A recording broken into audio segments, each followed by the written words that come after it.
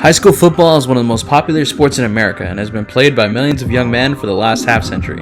And the majority of those student athletes have aspirations of playing at the next level. However, a large amount of them find that playing at the next level can be more difficult than it seems.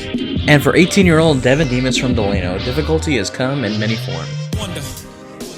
I started playing football in 2009. My first ever football number was number 33. I played for the Pee Wee League in Delano, California, and I played for the 49ers. And it was very fun. My dad's a big football guy.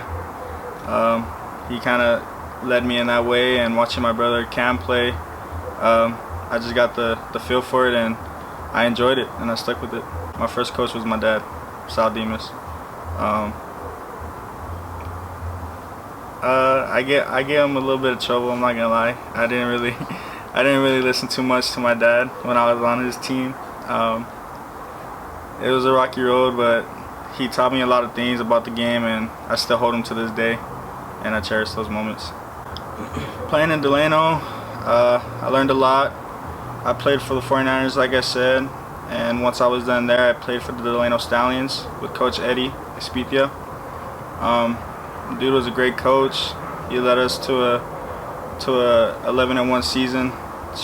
Came up short, but it was good. I learned a lot. And going to high school was more of guys battling more for their spots, and guys kind of focusing on them more, and just trying to get their stats up, and they're getting their looks at, and it felt different. It didn't really feel like too much of teamwork,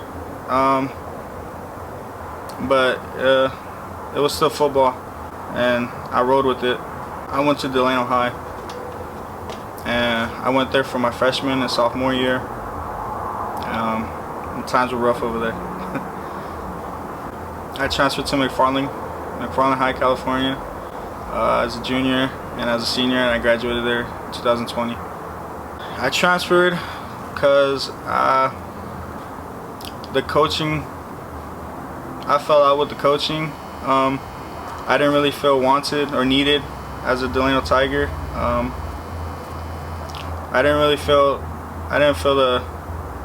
the need to play football over there anymore. I didn't really enjoy the game at that point as a sophomore.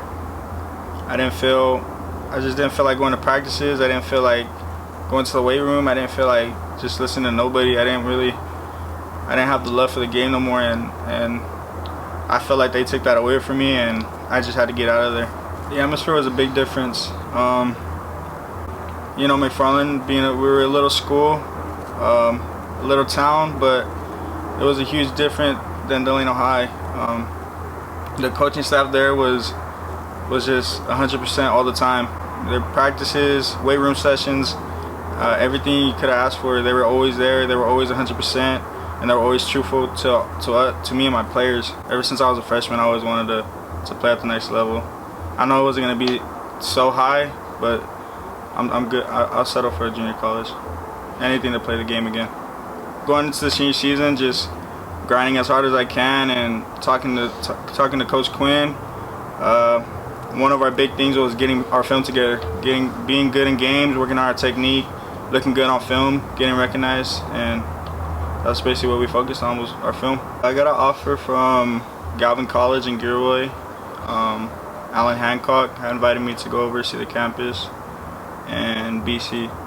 My high school coach, Casey Quinn, he actually got transferred over there to be a wide receiver coach, and he really talked me down one day and told me how good their team is, and their community, and everybody around there.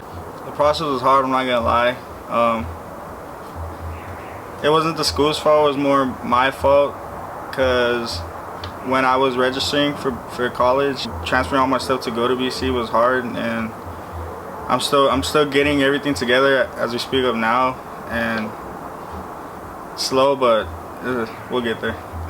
I stood for BC, and that's where I'm at right now, and I'm grateful, and I'm glad to be a Renegade.